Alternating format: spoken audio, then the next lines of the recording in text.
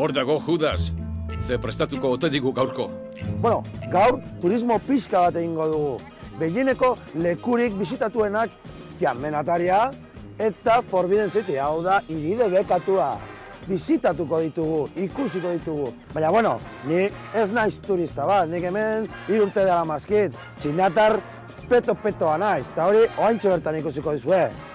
Bota! Pizka bat hemen zaindoka, guapo jumar naiz leku hauetara, jendez bete dagoenez, ikusi eta ikasi. Plaza hau, Txina modernoaren historiaren lekukoa izan da.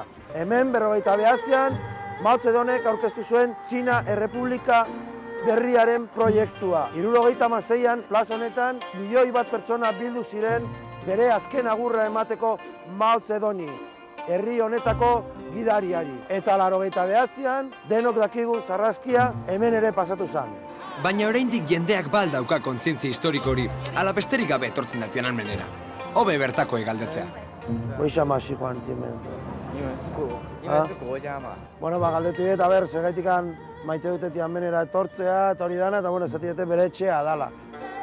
Txinatarrentzat garrantzi handiko gunea da Tiananmen, ez dago zalantzari. Baina eta gure moduko mendebaldar sudurluze batentzat? I don't know, I mean, for Europeans they... Eta bera esaten du, europear edo kanpotar gehienentzako, daukala kutsu hori 89ko, Tiananmeneko liskarren oihartzuna, eta horregatik pixka bat etortzen dira ikustera zer nolako lekua zan eta gertatu zana.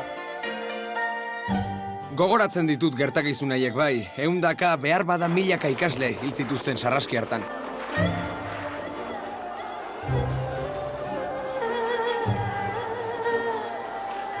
Eta orain beste momentu historiko bat biziko dugu hemen. Judas Arrieta Tiananmenera heldu da. Tiananmeneko atariak, Tiananmenen parantza eta hiri debekatua lotzen ditu. Mao Zedong handiaren begiradapean, milaka eta milaka turista pasatzen dira hemendik egunero. Hori da hori trafikoa. Hemen irakurri dezakegu 10.000 urte Txinatar Errepublika berriarentzako. Eta beste aldean irakurri dezakegu 10.000 urte beste herrialdeekin bakean bizitzeko. 10.000 urte, baina nor bizi da hainbeste? Ona txistea, Judas.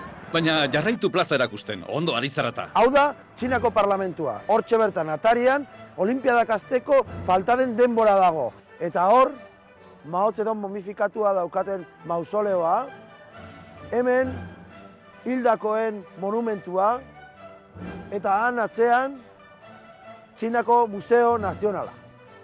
Judas bihurtuko da museoko harribitxi. Enperadorearen larruan jarriko data. Hemendikan kontrolatzen dut mundu osoa.